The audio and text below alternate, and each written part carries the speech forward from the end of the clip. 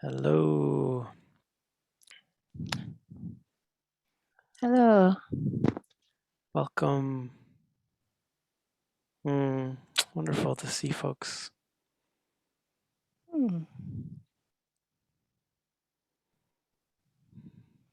Feels like it's been a long time somehow. Maybe it's been a long week. I think it's been a long week. Take the time to check out those of us on the second page. Good to see you all. Yeah.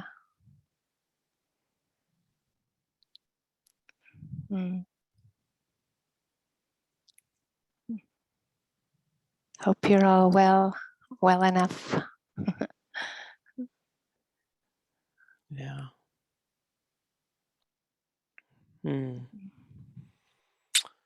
Great. Okay, well, we'll get started with our sitting.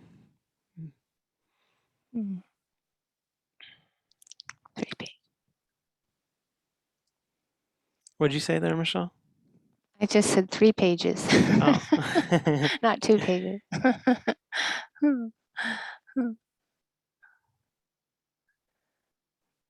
Just like to make sure I say hi to everybody there.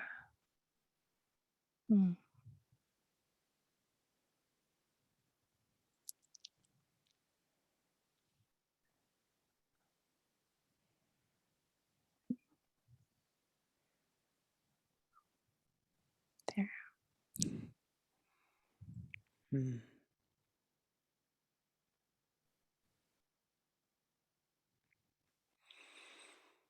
So, coming into your seated posture, letting your eyes come to close.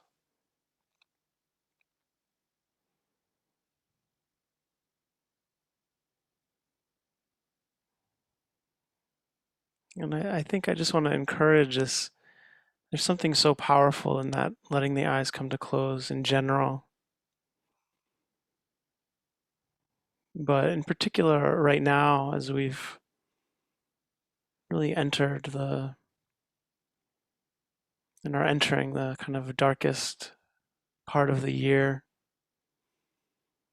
the longest nights, just had the new moon.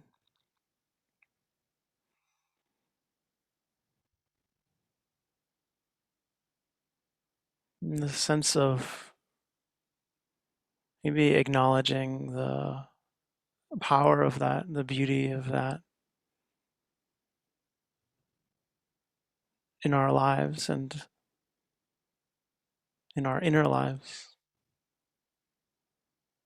Of course, sometimes the challenges of that, sometimes the way the day gets squeezed into a shorter window. And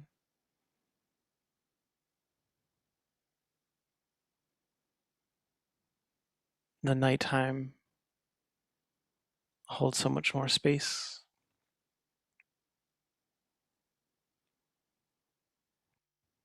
But to remember the power of that in our spiritual lives, the necessity of that time, and of that approach. So as we invite this darkness by letting our eyes come to close,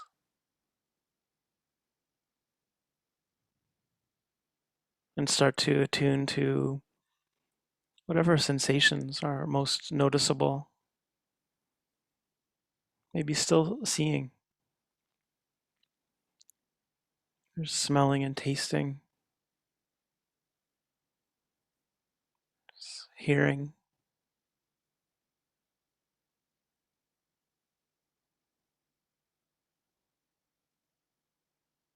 All the experiences happening throughout the body and the physical realm.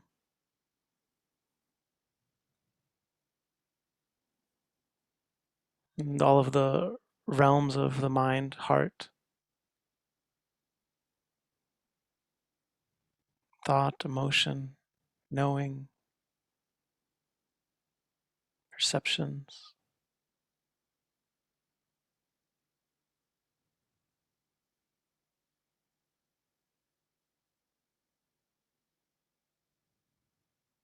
And so much of our focus in our Vipassana practice can be on this emphasis on clarity of seeing,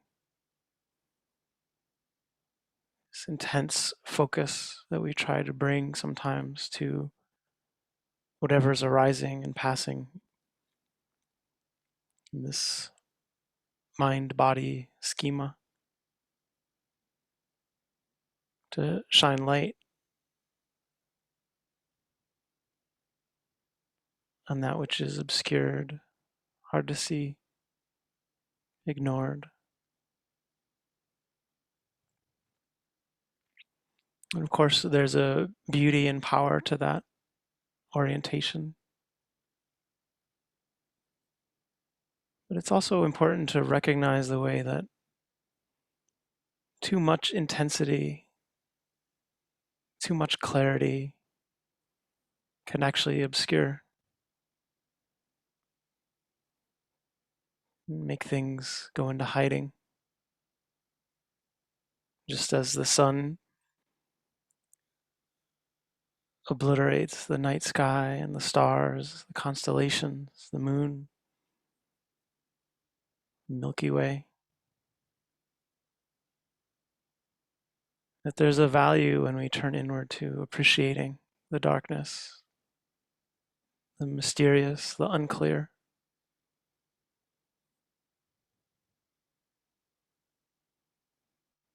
The obscured, the mysterious.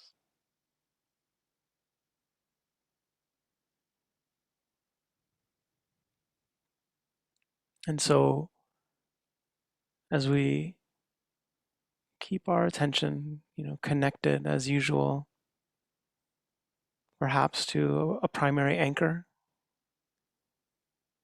stream of sound, or the sensations in the body, throughout the body,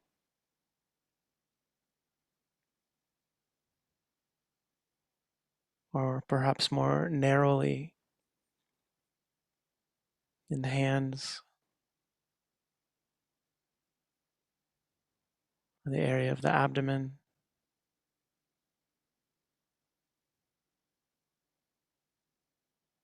as the breath causes it to rise and fall.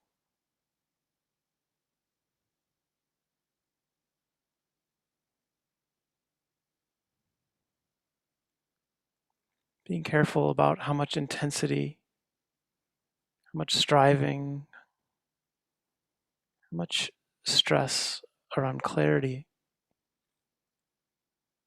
we're putting on the mind or on the object of observation.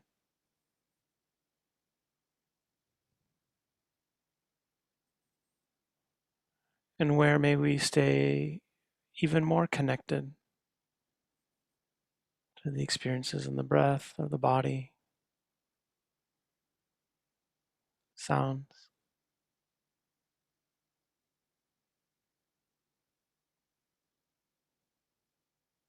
with an approach that's softer, gentler, more fluid, still observing, but not straining,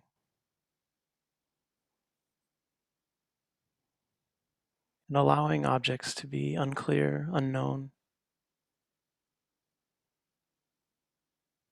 unnameable.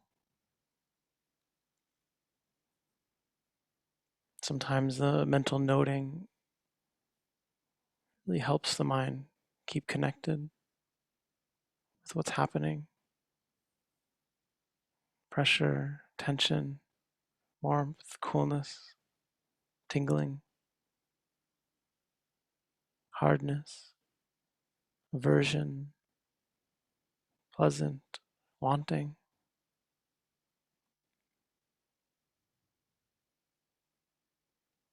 Other times it's trying to fix an experience conceptually,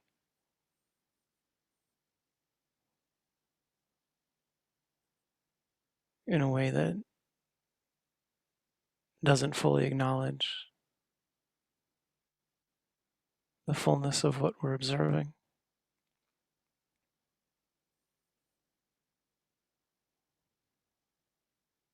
And the mystery we seek to understand. Is it a sound or the memory of a sound?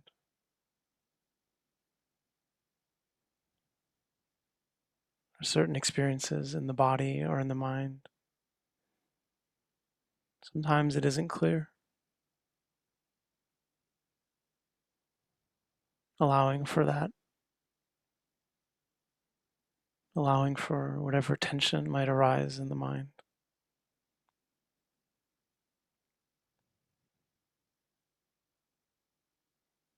Holding these flashes of experience in this greater landscape of darkness, permission, possibility,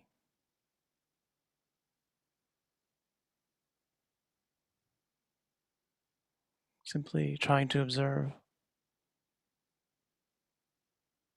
gently, carefully,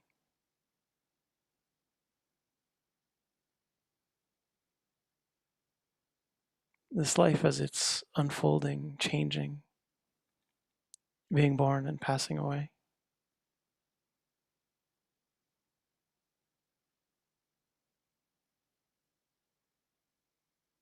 Making room for the deeper illumination of the darkness.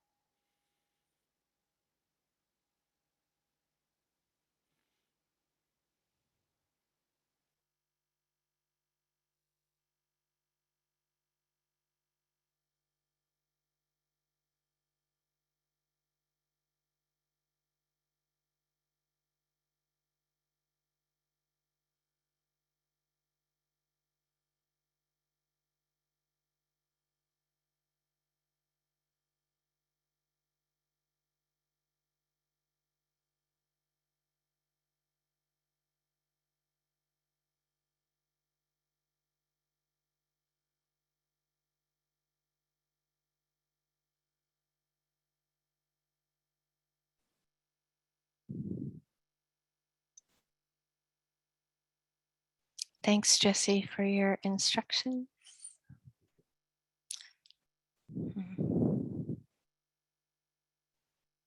I'm glad you talked about closing our eyes and facing the darkness. Part of my talk is about inner light and facing the darkness. So thank you.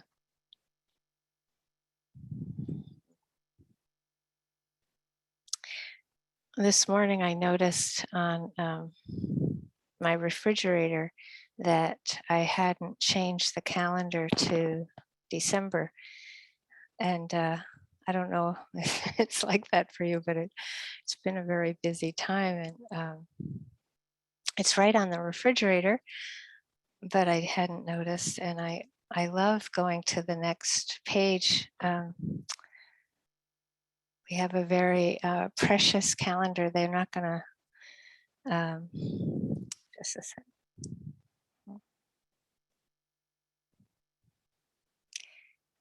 They're not going to make any more of these calendars. They're from Japan. They're very imaginative, ecological, and kind of like innocent drawings on each month. And now we're at the end. They're not going to make them anymore.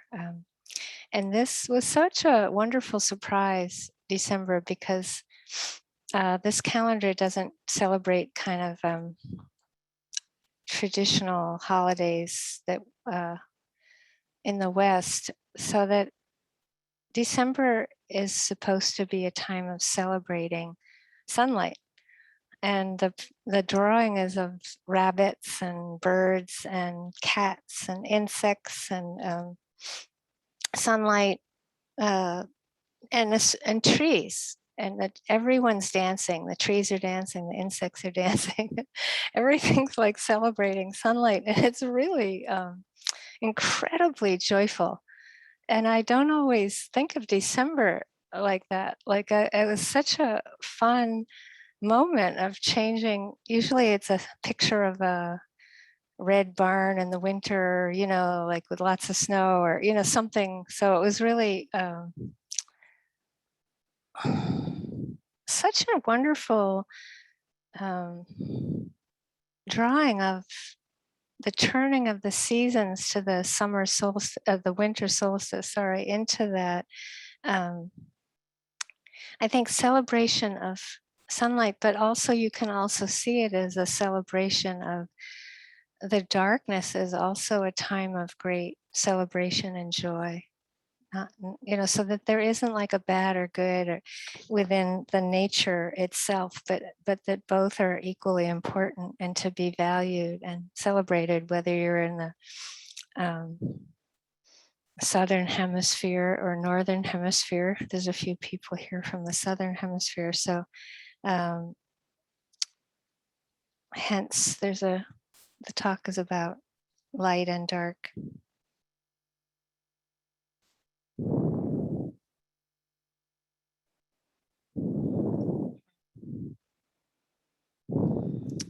This is a poem from the Zen monk, Chinese hermit, stone house that lived in the 14th century.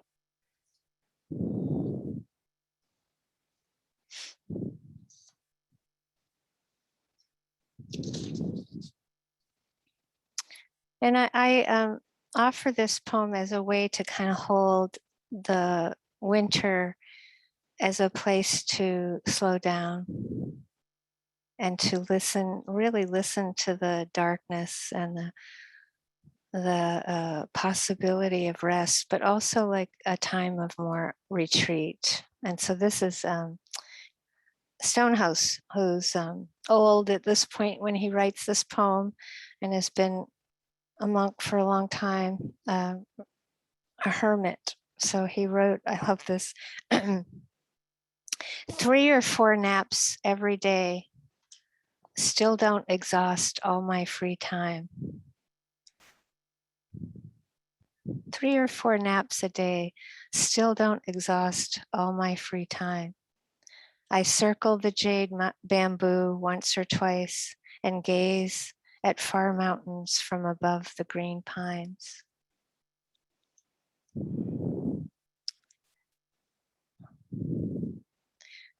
It's sad how few people get to experience something like that. I think that when we go on retreat, or if we're really listening to winter, we get a sense of stopping like that and actually,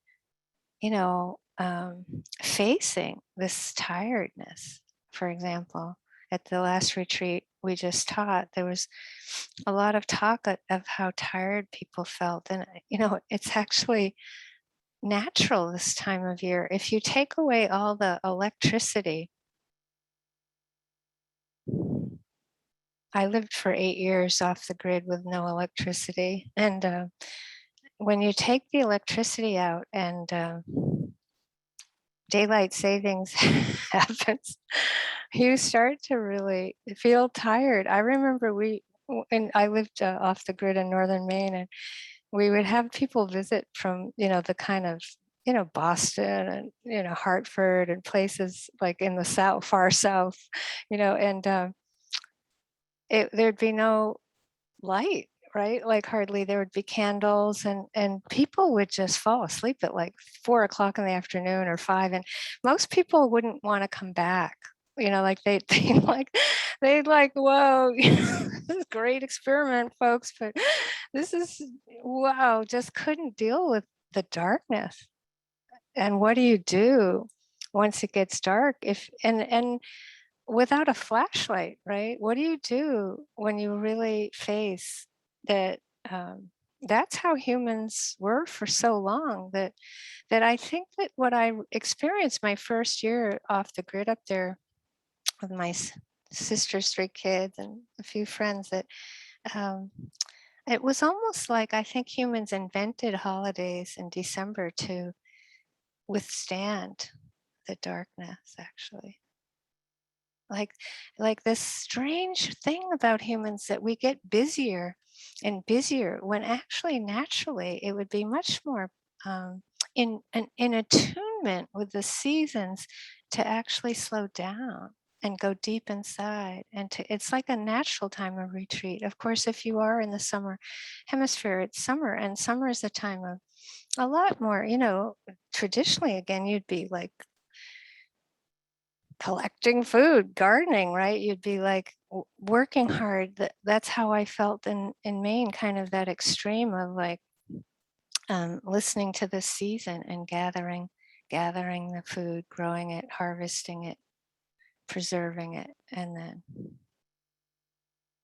going deep inside, right?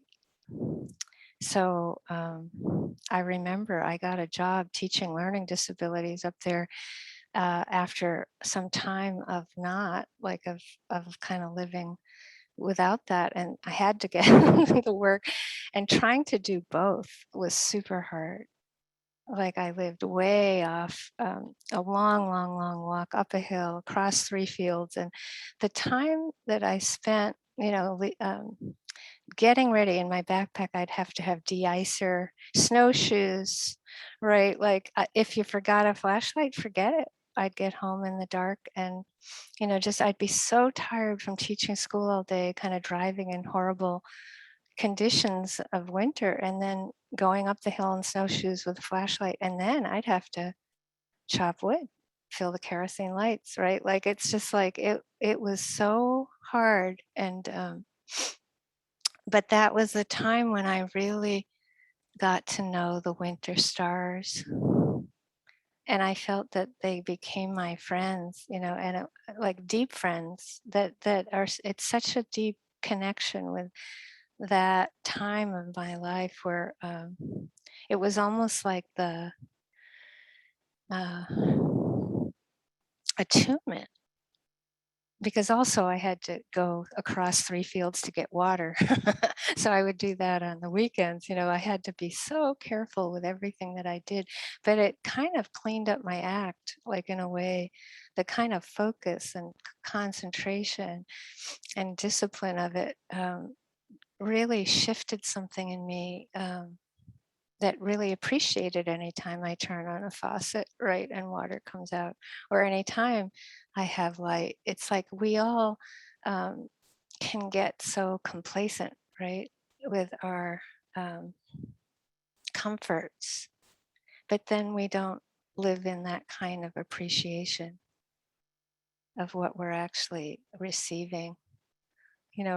For me now living in the desert here, but I was going to read the weather report we got this morning.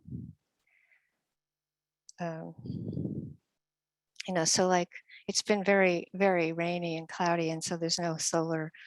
So of course there's no hot water. These are so minor compared to what I experienced in northern Maine. But okay, there's a flood watch for the state and island of Hawaii through Tuesday. The forecast is for catastrophic flooding, for a catastrophic flooding event with 20 to 25 inches of rainfall in isolated areas of Hawaii Island.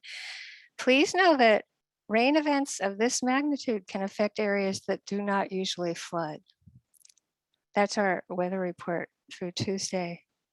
I know, Mark, I don't know how it is over there, but it's just, I just think it's interesting to just get a weather report like that. For me, it was just like, wow, just what do you do with that kind of weather report? There's really nothing to do but kind of wait, but it's just like, that's intense, right? And it's like, if only we could have that with our mind, like, oh, there's a catastrophic mental state that's going to be coming, through Tuesday, right? There's a catastrophic memory from when you were 3 coming, and just like you still couldn't do anything. It's the same. It's the same with the weather, right? It's just like there's a catastrophic phone call going to come from your family, from whatever, right? It's just like, the weather report, the report, right? It's like, but that's not the truth of how things are. It's like that uncertainty. And that's what I find with a weather report like that. It's just like, the truth is, I don't know what's going to happen.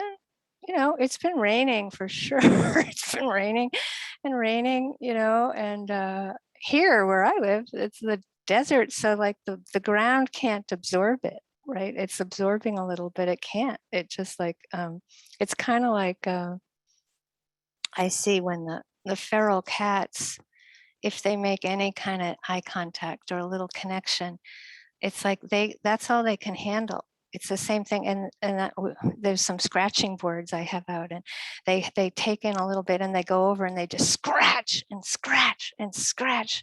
They get so overstimulated by just a little bit of attention. And I think we're all like that in some way, maybe not so transparent, but it's like we might have like 10 minutes of mindfulness or some genuine compassion, and it'll be like, oh, we'll really try to soak it in, and then we can't. It's like we get distracted, right? It's just overstimulated, and we have to wait, right? We have to wait for the energy and the mind to regulate and to come into some kind of balance again.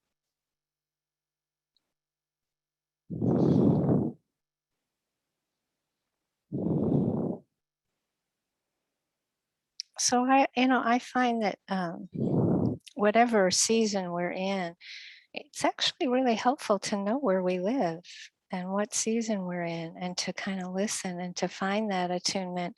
And I think this time of year, for a lot of people, wherever we live, there's a push to be so much more busy than maybe we need to. And maybe we do like have some candles and try to be in the dark a little bit more. Certainly we don't have, most of us, lifestyles where we can do that too much, but it's maybe we sleep more. maybe we look at what we want to offer for, if we want to give some presence, and see if it can be simpler or less stressful. I don't think that these holidays are actually meant to be so stressful. It's not the meaning of it.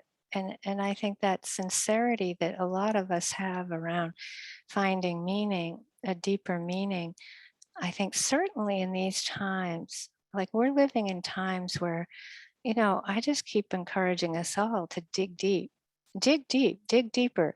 Like it's like, it's like there's a lot of pain, and it's important to find a lot of pleasant and joy, but also like you're doing now, like taking that time to have a quiet sitting and to take in some of the Dhamma teaching and dig deep for the balance, the strength of the balance of wisdom and love.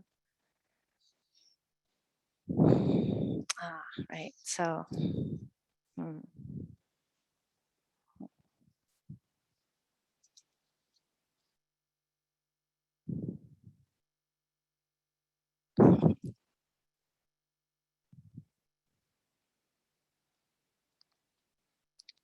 my pages are all messed up.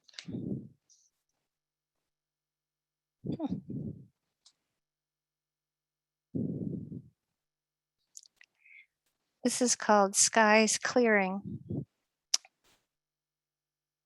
It's a late poem of Wang Anshi, who lived 1021 to 1086. It's in honor of the time of year, the weather. Skies clearing. Before dawn, clouds smolder, a pale smear of blackest red. I watch snowflakes in runnels between roof tiles steaming. Mountains keep waiting to scatter free into bright morning cold. 2 or 3 peaks caught deep here in white cloud. And I think sometimes it's like that for us, that inner landscape where we wait for things to clear. It's not clear. We know it. It's like we can't make it's like the weather. You can't make the mountains visible. Certainly right now, I'm finding it amazing, this weather we're having, because we have no horizon a lot of the time. And that it's kind of the visibility gets a little bit and then everything vanishes again. And it's the visibility is so rare. And I think it's like that for us a lot of the time, where we want to force, as Jesse was saying, force a kind of clarity that it's more in attunement to kind of shift back subtly into it being less clear, and that's okay. So there's that waiting and patience, like it takes for the season of winter to come and go, right? That takes time.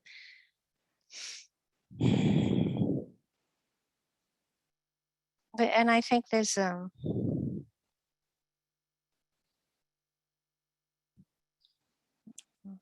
find it actually.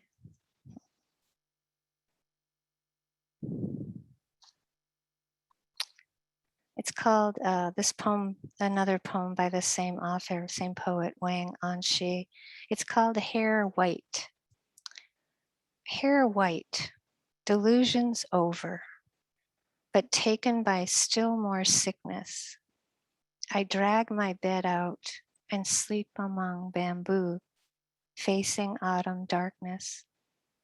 Morning comes, geese drift, backs to a west wind gale, rinsing this 10,000-mile river and lake mind away.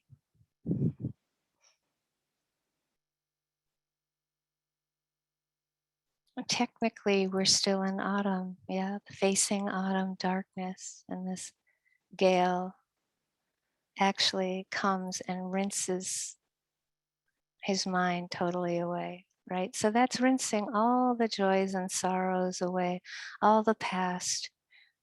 And there's this possibility in all of us of like starting again, no matter how difficult, that we get, that there's these inner landscapes, inner seasons. This is his old age season, right? Hair white, but we all have a spring, a winter, right? An autumn, a summer. And it doesn't necessarily always coincide with the actual outer seasons. So much of the practice is really that ability to know we can find this, it's like this invisible but palpable Dhamma, the truth, that Sri Nisargadatta Maharaj said, all that we need is already within us. I feel like that should be written everywhere for us to remind us all that we need is already within us. And so there's that sense of like, can we keep remembering that and taking the time to get connected to that? It's like a rebooting. We get so disconnected from that, and that remembering it, even if it's not a totally deeply taking it in fully, it's that reminder that we're not going to get it from the outside.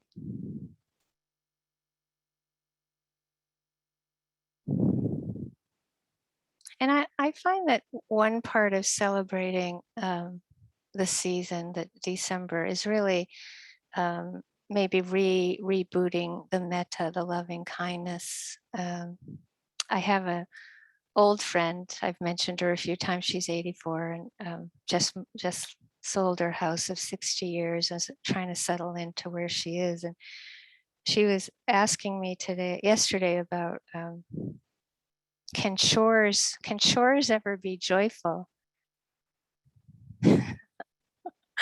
I love that question. And and then she quoted something that said chores should be joyful. So I wrote her back and I said, well, I find it easier to make peace with chores not being joyful. Like I find that if I make peace with it, the chores aren't being joyful, and I try to take one chore that I try to pay attention to more closely, that one tends to become, bearable and then even easier. So I think, again, if you're busy with a lot of, I know, it can be like, the compost, like clean the refrigerator, sweep the this, that it's always, then there's the sink and it's just like at some point, a lot of us will not find it joyful. And I think to be able to go, that's okay, to not force something there, but to just accept it. Oh, it's getting unpleasant. It's getting unpleasant. I'd rather be doing blah, blah, blah. Of course, that to be kind to ourselves. And I think of that when I was thinking about what to say to my friend, I was just like, this reminds me of the metta phrase, may I take care of myself happily while living on this earth. And I remember when I first heard that phrase and tried to say it to myself, I actually had to do it with a question mark. Like I didn't know I was doing it, but when I actually listened to how I was doing it, it was so foreign to me. It was like, may I take care of myself happily while living on this earth? It was my conditioning is not that, right? And so it's been a practice of mine for years at times. December is a good time for me to take this as a practice. That it really covers everything. We sit like sitting right now. We're taking care of ourselves happily while living on this planet, right? It's like brushing our teeth, going to the grocery store, like whatever, it's all of it. Every moment is taking care of ourselves. But it doesn't necessarily, it can be peacefully. May I take care of myself peacefully? However, we find a connection and meaning with it. And it doesn't necessarily even have to be that phrase. But I think that when I have tried to fathom that phrase and really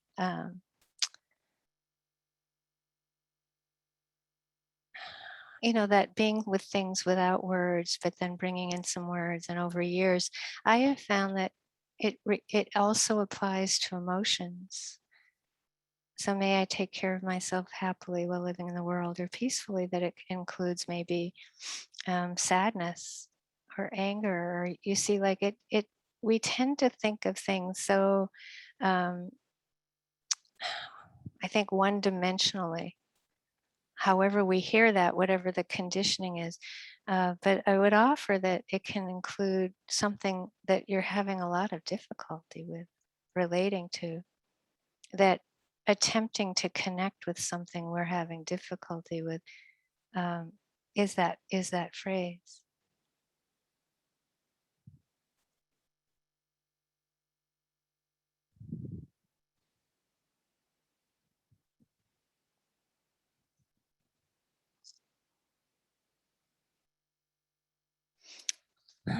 There's a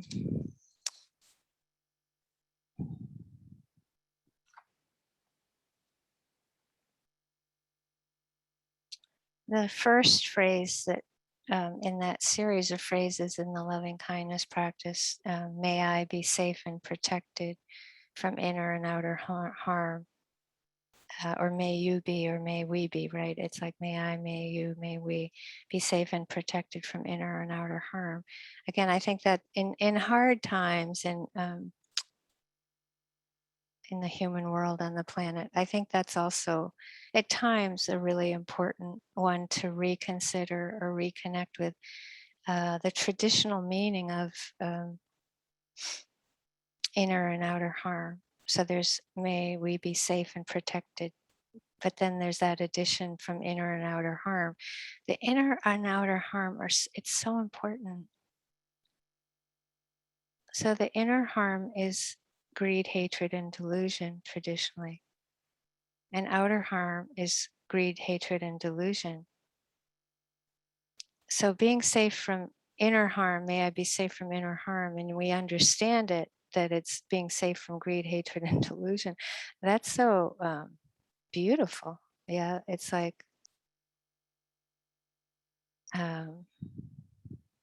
it's why we practice.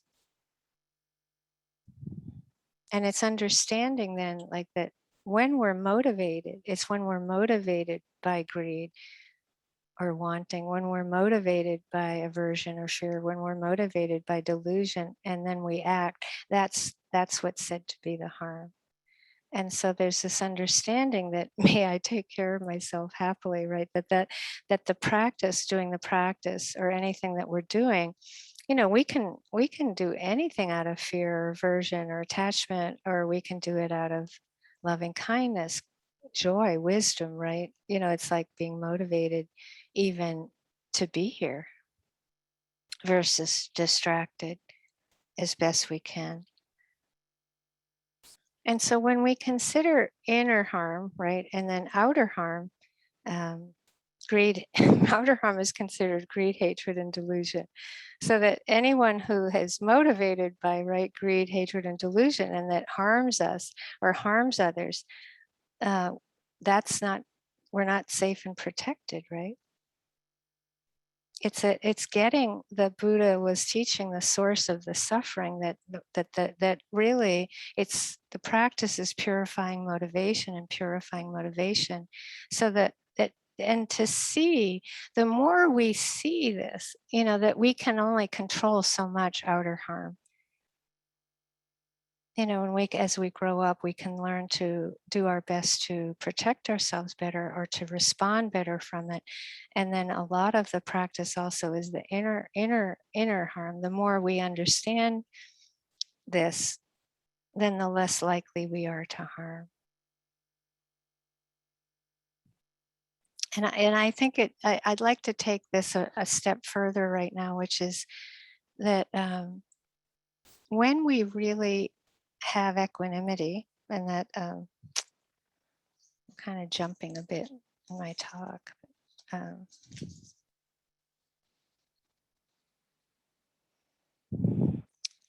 Equanimity is peace, just the remembering. Equanimity is that there's no conditions on the acceptance of how things are. That's peace. And it's like a natural flexibility. So it could be that we actually are quiet and we're not reacting with greed, hatred, and delusion to our sixth sense or experience. So we're sort of going along, and equanimity feels wonderful. It's like there's no resistance to anything whatsoever, because we're accepting pain, right? We're accepting that a thought is painful, or we're accepting that sadness comes, or we're accepting that joy comes, or it's just fluid, it's flexible, it's natural. Sight, sound, smells, taste, touch, pleasant, unpleasant, neutral. coming and going by themselves. And where there's the flexibility because we understand these experiences are okay. And most important, we understand that they're not mine. So it requires that understanding that we shift from a self-centered perception of I am hearing, I am thinking, these are my thoughts, this is my depression, this is my sadness, this is my seeing, this is my tasting, this is my hair, right? All of it, mine, my anger.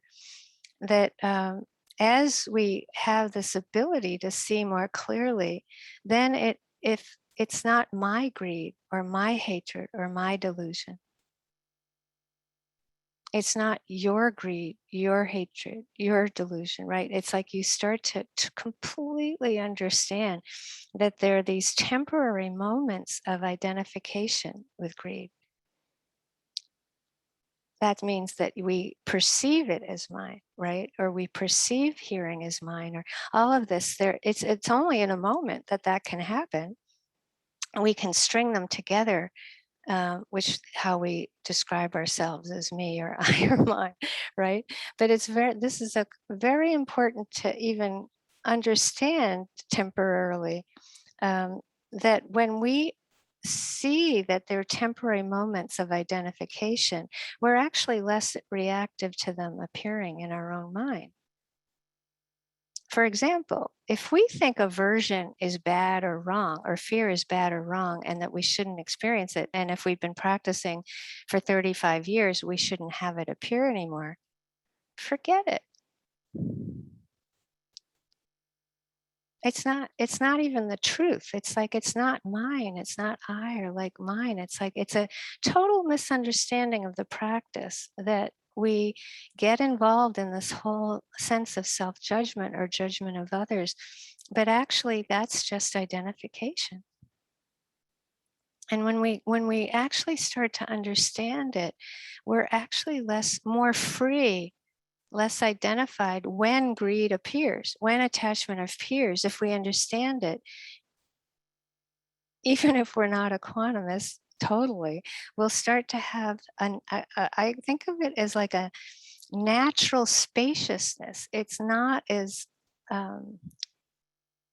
dire, not as catastrophic, because we have that space to go, oh, this is impermanent.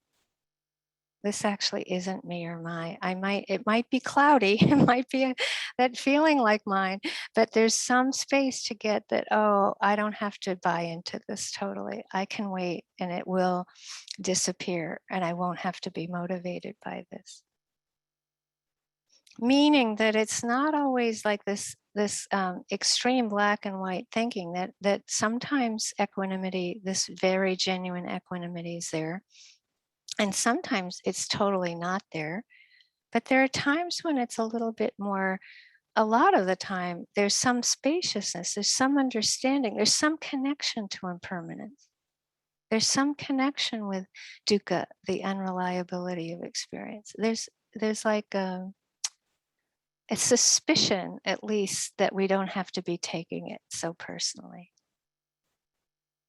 And we know we can, it's, I think my favorite example of this is that if we get an email that makes us upset and we want to answer it right away, right? And I know what this is like. I'm really right and I like knock it out really fast and it's like brilliant, but I actually shouldn't send it, right? Like better wait till tomorrow, Okay, does that, I hope that's a clear example, because obviously there's enough spaciousness to know better wait, right?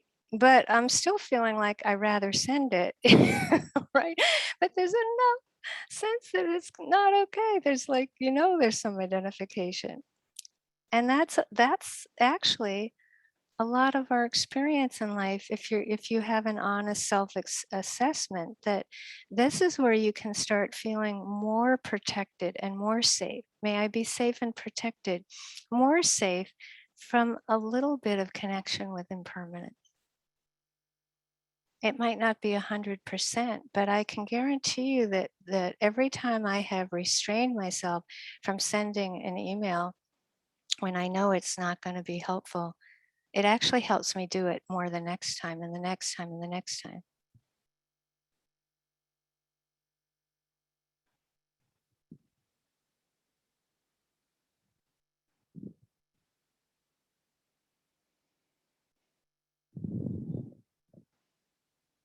So when we're not protected by equanimity, we know we have to be more careful. We know we have to wait.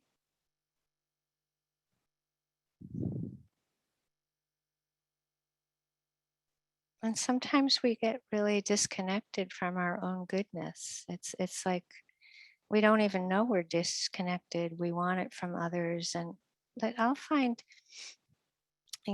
really again encouraging just taking some time. Like it's like time out. And sometimes it's just the sound of a bird, or seeing seeing a beautiful tree, or maybe the snow came. I know this, it's supposed to be a blizzard up in the mountains here. It's just like at some point that beautiful vision of the snow covering the mountains, sometimes that whatever it is, it could be a one raindrop in a puddle, right? It's not something you can make happen, but something will, if you just take some space. We come back,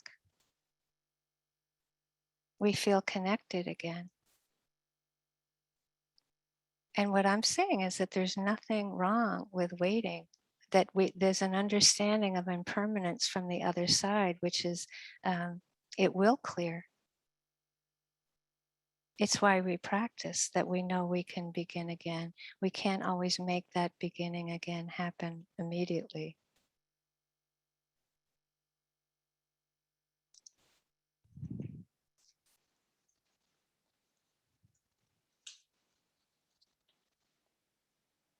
Mm.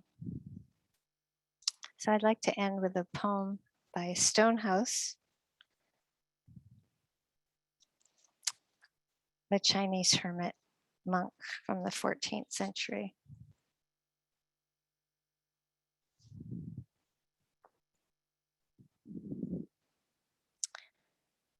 It's about the Dhamma, the truth.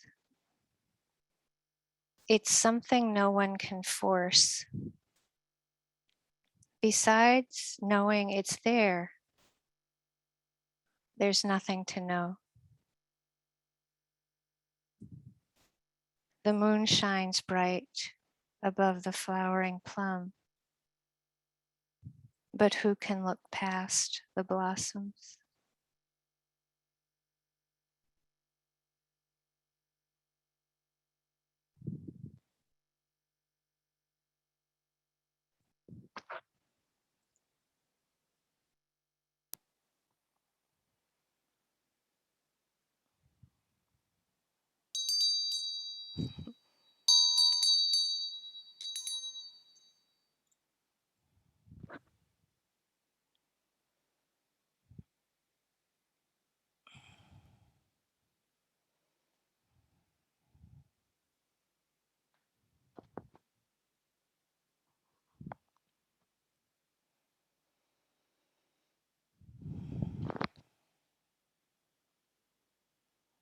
Thank you, Michelle.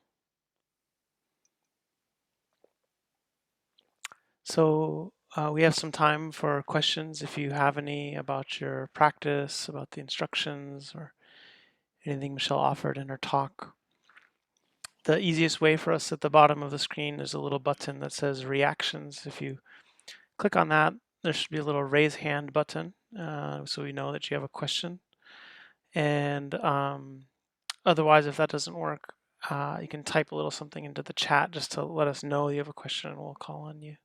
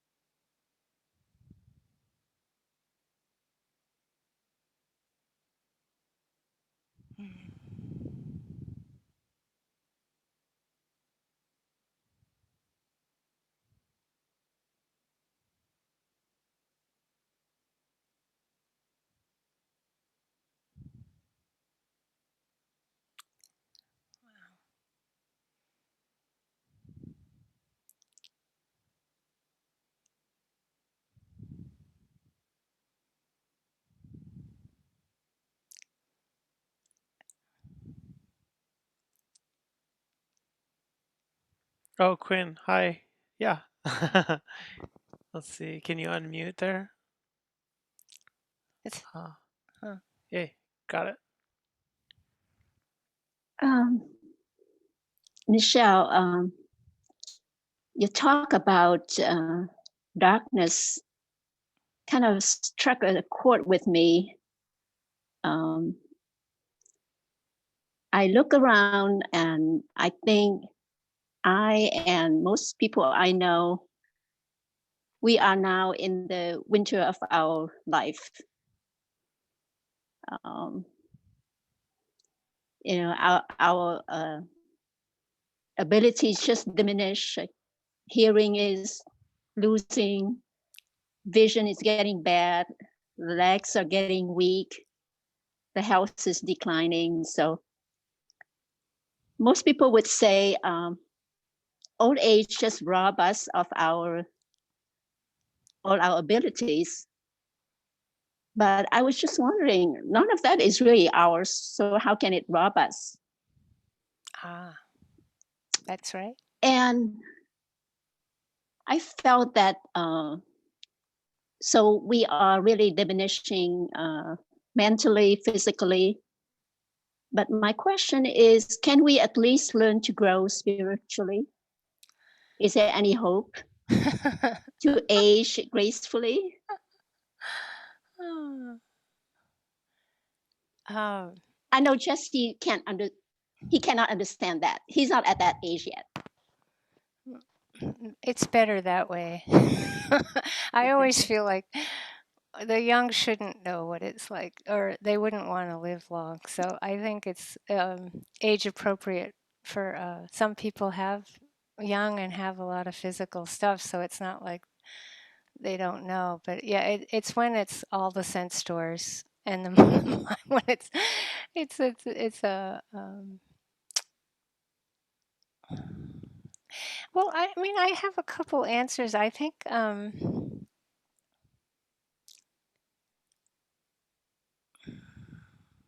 I don't think it's inevitable that an old person will get wise or more compassionate. I haven't seen that. I think that it's possible if you practice, right? Like, I think it's just it's whether I think you're spiritual, whether you're 2 years old. Really, I really want you to take this in. You're a spiritual being at 3, you're a spiritual being in the womb, you're a spiritual being at 80. And it's understanding that we don't have much time. It's really the same if you're 5 or 90.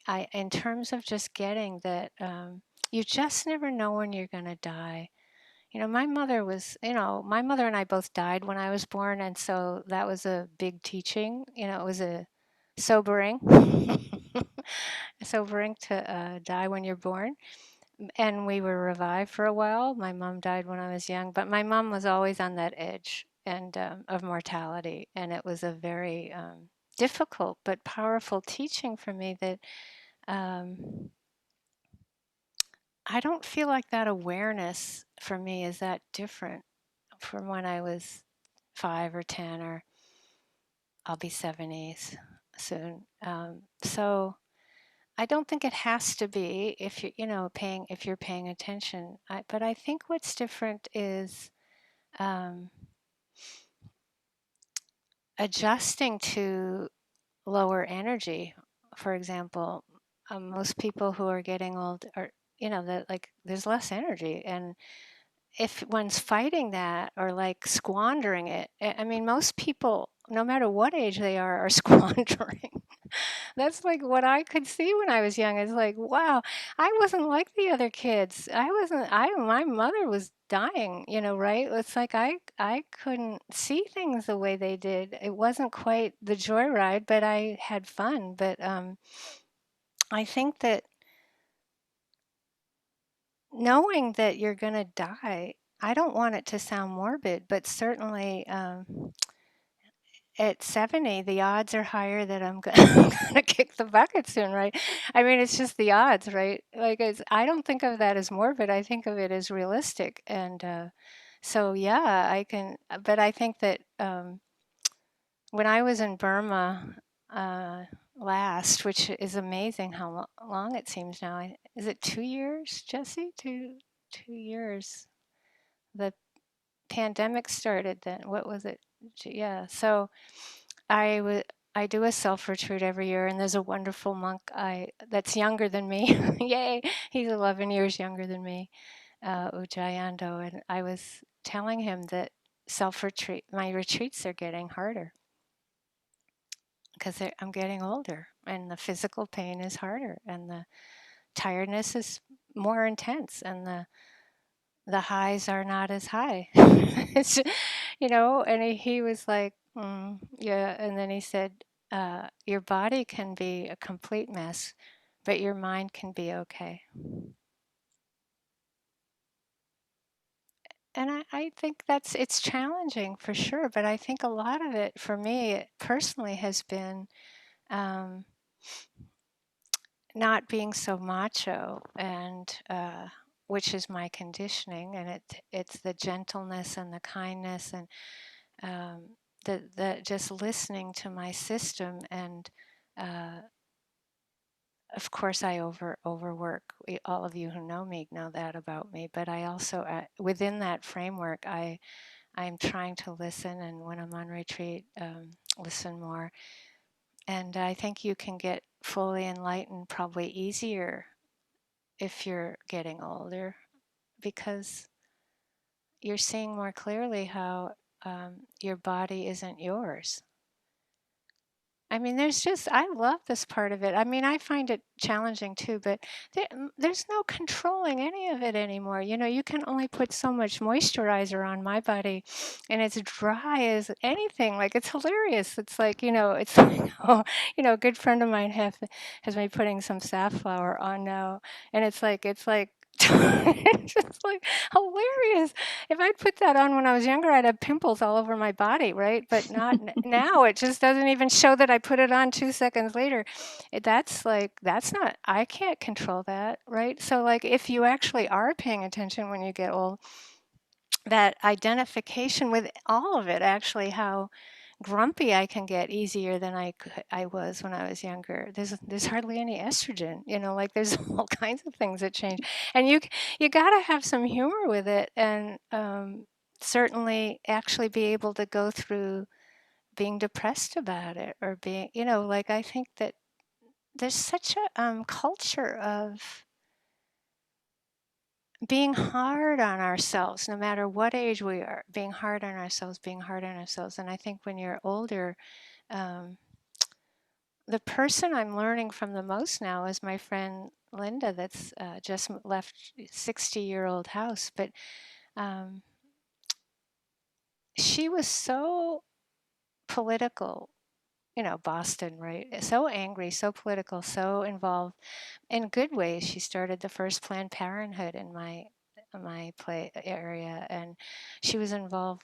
Went to college after she had 3 kids, and pushed and pushed and pushed to get credit for being a housewife. She's done all kinds of things, but now I just find her like a completely different person. And it's awesome. Like, she's morphed into this other being that is actually quite really works at being joyful, because that's what she's needing now. She's needing it to be more balanced, and she's listening, um, and she's so hard on herself. I actually want to say she's so hard on herself. My job is to keep telling her she's being brave, and that she's doing great, and she doesn't have to do Christmas this year like she did the last 70 years, right? She's getting, I just encourage her. If she doesn't want to bake cookies like her husband's great grandmother did in Czechoslovakia like 80 years ago, like, that, it's okay. Do you see? I think that's where we have to change. We have to be willing to, I want to say this, all of us have to learn this. At this time in the planet, all of us have to learn to grieve if we're grieving something, or we all have to learn how to. A lot of young people's bodies are taking hits from environmental stuff or pushing too hard. We're all doing it, but the old people are just like getting more diminishment and not maybe a lot of enough respect and encouragement to know that they can get fully enlightened too. You can get fully enlightened on your way to lay down to fall asleep. We have to remember the teachings. It's like Ananda got fully enlightened laying down to go to sleep. Now that should be good news to old people. Well, I guess I should stop. Yeah, I could go on and And on he was about it. old. I mean, at Yeah. that point, it was, yeah. So there's hope for all of us. Oh yeah, you know what the happy Sayadaw, he's dead now, but that guy couldn't sleep well like a lot of old people. Like and when he'd wake up at 3 o'clock, he would have fun. He'd get up and he'd make offerings to the Buddha, and do all kinds of things around the kuti. And I feel like I learned a lot from him too. It's just like he'd just go ha ha ha ha ha, and then fell asleep a little, gets up and does something else. But it's like. I just think that it's a culture of we're a culture of relating to being old as something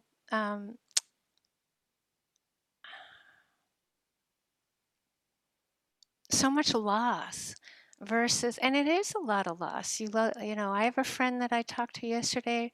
Oh, it's so sad. Her phone doesn't ring anymore. Nobody calls her.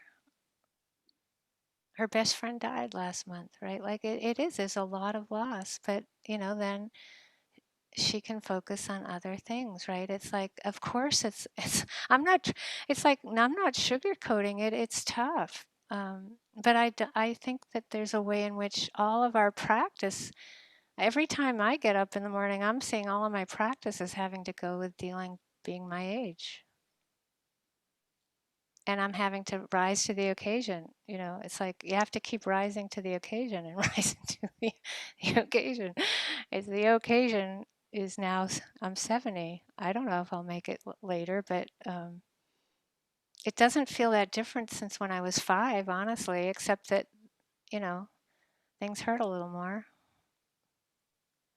I don't know if that's helpful. I can't memorize things like I used to. Things like that, I can't remember.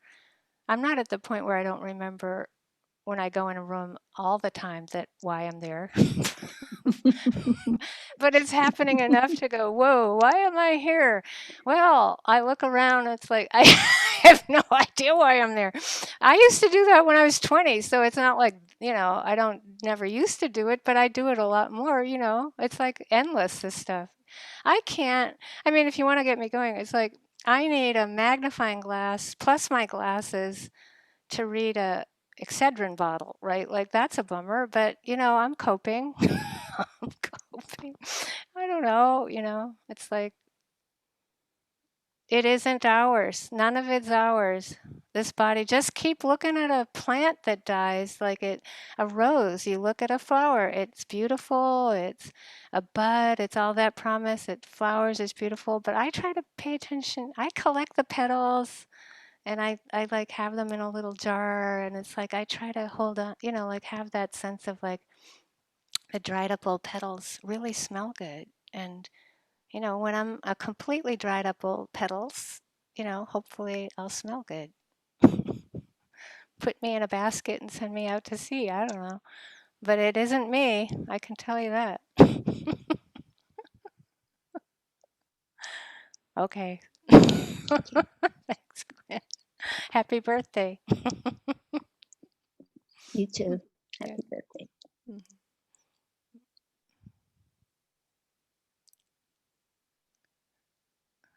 I do want to add that, Right. not in acknowledgement that, of Anh course, để cho ông nói đã, để cho ông nói đã. Để cho ông nói. Does Tang want to ask a question too? Oh, I have this question for Michelle, you say you have to bond with other people. How about with animal? Like you say the bird, the I like to bond with bird because they think I'm thinking they sing earlier and later when I meditate. Is that okay? Jesse, can you Anything. repeat the I question? think, Yeah. Tang, are you saying like that not in terms of like finding inspiration, not only in other people, but also like animals, like a bird, and that it's singing, and that there's something beautiful in that, and that later on when you're meditating, there's a way that that can help keep you Yes. inspired? Yes. Yes. What he meant was when he meditate, there seemed to be more connection with the birds around him, and they come to him, and he think they singing for him. That's That's what he beautiful. meant. Yes, and that's what I mean, Tang. That's what I mean. It's like for a lot of us, sometimes it's not human beings that do that for us. Sometimes it's a bird. Yeah, Good. and that I it had that experience in Africa. Đừng nói để cho bà. in Africa. Yes. Ah, And here too. Here in yeah. Hawaii. That's wonderful, Tang. I mean, I think that you're very lucky because it opens the heart and softens the heart and helps us to be with all things, right? It's a gift. It's a gift, a companion to help us open to the way things are. It's metta. I just Thôi đủ rồi. wonder whether other people have the same experience. I think a lot of people do. That's what I'm saying. I think that it's been interesting over the years teaching loving kindness. And when we used to ask people to pick their easiest being to feel kindness for, it's usually something like a dog, a cat, a bird, a whale. Yes. Okay. Yep. It's good question.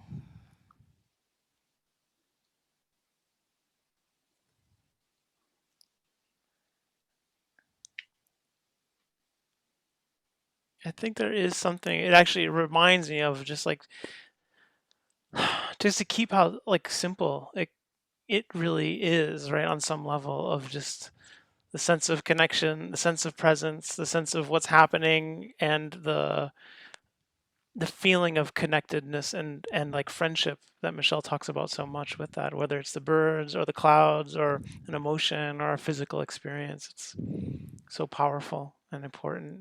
And I think, I don't know, Quinn, I just think from what you said first around really having understanding that it's not yours to lose, and then wondering if there's hope. I guess I don't totally believe that you're having real doubt, but if you are, the important thing always is to note doubting, right? Like, and to recognize that doubt is always going to wrap itself in the package that we're most susceptible to. So whether it's like doubt because, oh, we're getting old, or doubt because there's more important things to do in the world, or doubt because what X or Y, it's like it's gonna always frame itself in terms of the thing that we're most vulnerable to in that moment, or much of the time.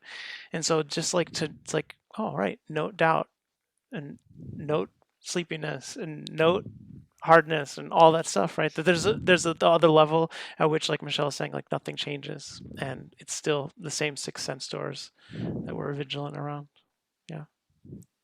I had a double joy today because yesterday morning it's been really raining. It's not normal. We're in the desert, and I was walking along in the rain, and I found this baby frog that had been run over. And I tend to have a practice where I'll try to make time to take a being that's dead on the road and find a place, and I'll find some leaf or flower. And I really took time with this bufo and did a little chant and found some beautiful bougainvillea flowers to put on it, and I put rocks on it. And then I forgot all about it, and today I'm walking along and I see this beautiful thing with these flowers and rocks, and I forgot I had done it. And I went over and I'm like, that's gorgeous. That's a good thing about getting old, because I got a triple joy out of it, right? And it's like, that's just want to offer that sometimes it's good you forget, because then you get to have the same experience again very joyfully, and it's wonderful. So that's where I feel like there are benefits. There are benefits. Benefits. Harry. Yeah, I run half as fast as I used to. I used to do 3 sprint classes a week. Now I do one. Uh, Sometimes trouble of remembering names. I'm really in good shape compared to most people my age. But that Ram Dass book really got through to me years ago. The Be Here Now, and then he wrote that book after his stroke, Still Here. And I just, the more I can stay focused on what's going on right now, the better I feel about everything. It's not a comparison about what's coming or what was, or it's just, and all of the things you're talking about, the loss of friends has been a real hard one. But in some non-metaphorical way, they are still with me. Yeah, you don't have to get all, spirits in the dark type of stuff. It's just like their presence is still with me. What they were to me is still here. I can still listen to my cousin chanting Hindu chants. I can, on my iPod, I can still feel his presence, and not some crazy woo, well, not crazy, but unsubstantiated, something I can't prove about it, and being there. It's not like that. It's a psychological, it's the memory. All of that stuff is still alive. So actually, I've come to be fairly contented with it, although I noticed that I think I'm losing more hair, and that would when I get these momentary shocks, and then I say, well, I'm still got enough of it, so yeah. Anyway, Thanks. thanks. Thanks, Harry. Yeah, it's I think that's what I would like offer again. That friend of mine that's 84 now, she'll be talking to my father, who's been dead a long time, but she said that every time somebody dies, that they're more accessible to her now that they're dead. It's very funny, but I think that there's something to it when you get up into the 80s. If you're fortunate enough, like Harry, you were describing it in the 70s, but you do start to, I think, have a different way of relating to all the people that aren't there, that you knew. That again, I think when you're younger, it's not the same, and I think it's rich. At the least, whether one doubts or not any of it, I think it's very rich to have relationships with everything, a relationship with a memory, right? It's like very important. And somebody asked a question on the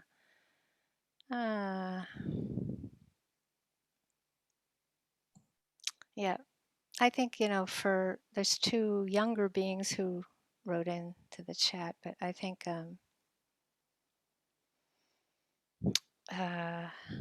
when you're able to be with the beginning of the breath all the way through the rising, the end of the rising, the beginning of the falling, all the way through the falling to the end, that is meant to help us be with the beginning of the earth, the life of the planet, our planet, and its death.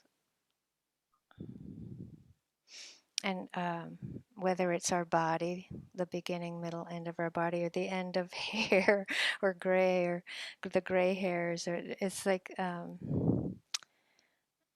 there's the changing of light and shadow, light and dark, and there's the changing, our bodies are changing, the earth is changing, and being able to accept that the planet is under such siege.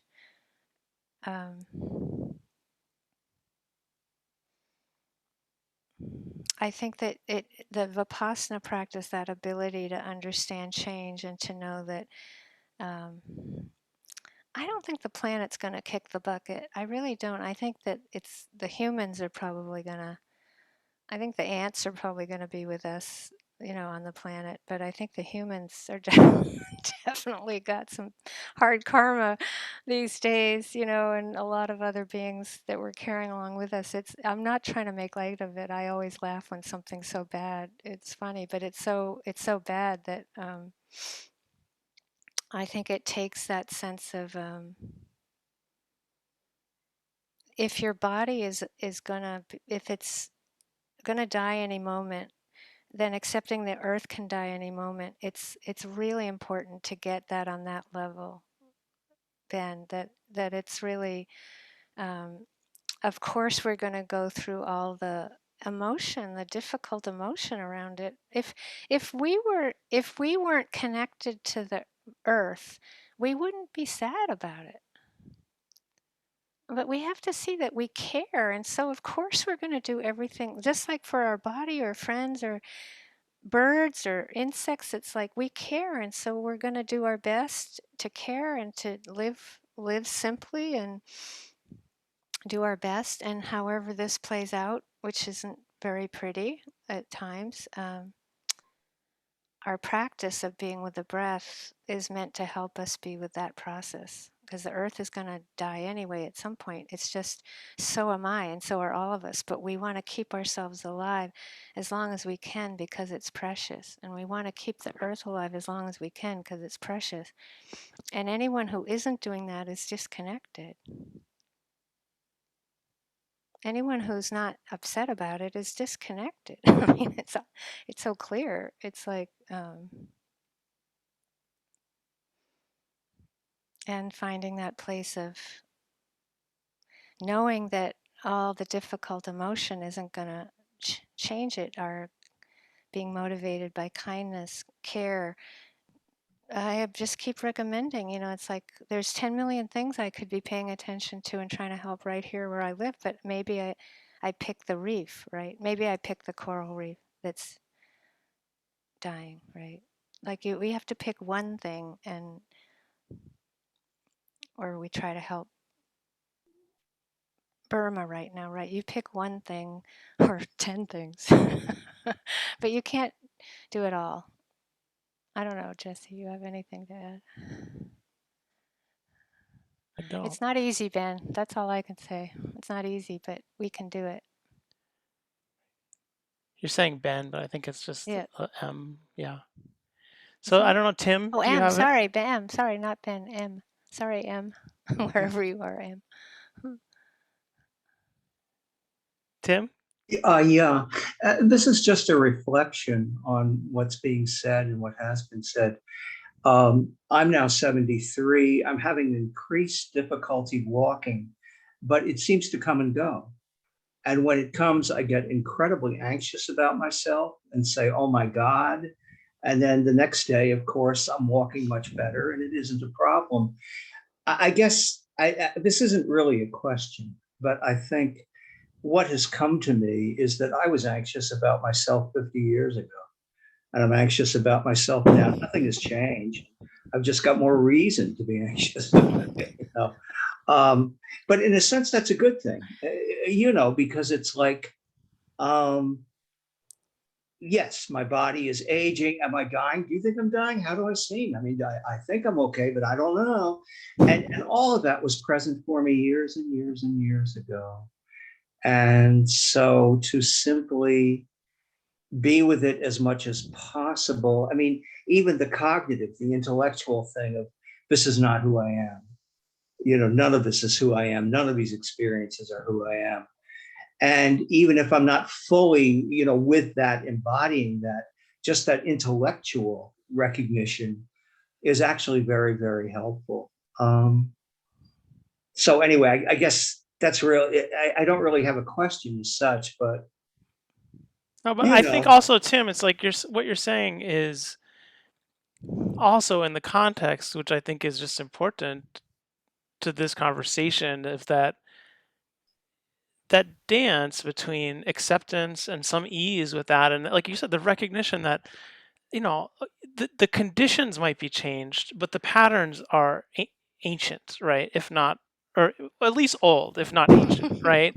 And so the sense of like, oh yeah, I've been doing some version of this, maybe about different material for as long as we can remember, yeah, and it just to makes more sense. right. Yeah.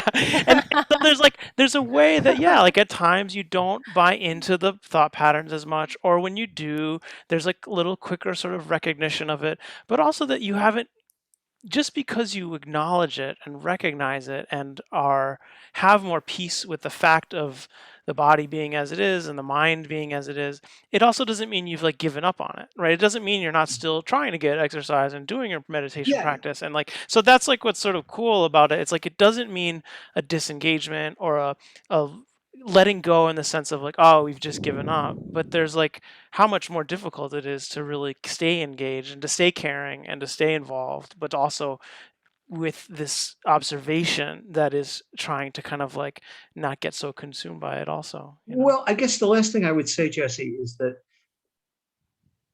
I would tend to judge myself. Do you know what I used to do as an athlete, however many years ago? And, this is appropriate. Mm. Nobody's done anything wrong. It's okay. I, I certainly haven't done anything wrong. I just got old. And to be able to, in a sense, forgive myself or accept it, however you want to phrase it. But anyway, I'm finding this very helpful because I'm swimming in all this right now. I really am. That's So awesome. And that last piece we didn't go into it, but I think it's so important, the distinction between forgiveness versus acceptance of like you've already pointed out, forgiveness would be if you had done something unethical, right? But yeah, yeah, actually that yeah. isn't the process. You already get that it's not quite that. It's just the acceptance of it that's really, that has a heart quality of that's tender. Sometimes we think of acceptance as this cool, only this coolness, but actually there's a warmth in there that's like, yeah, really beautiful.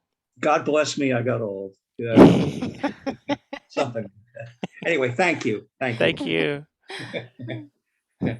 Maybe one more, Carol, or I'll be short. But I'm in the same category of being old. I'm 75. And I have to say that what's changed for me, I know how old I am and that, I could be dead tomorrow or in the next moment, but there's such appreciation and gratitude that arises because I have all this time I didn't used to have. And so it's, there are real gifts now. And I just want to say I'm very appreciative of that. And some of you are here all the time, the same time as I'm here. And we're benefiting. And anyway, we're so lucky. So thank you.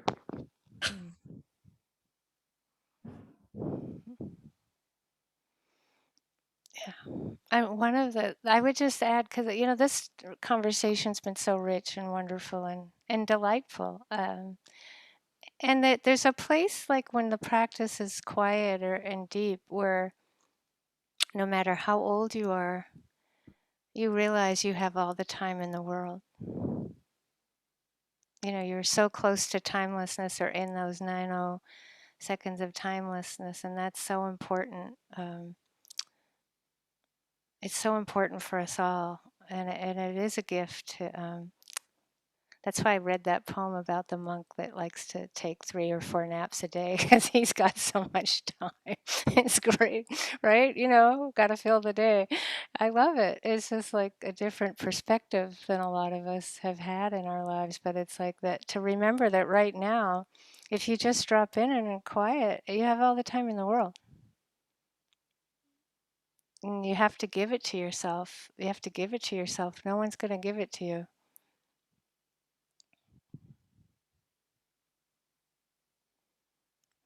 Mm.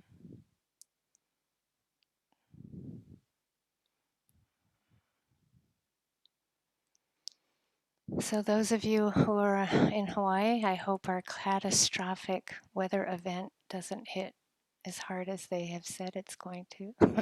Who knows? And everywhere else, it's that time again, that holiday time to be more gentle, be more patient, be more careful, because a lot of other people are more stressed. So we have to may we take care of us all happily while living on the planet.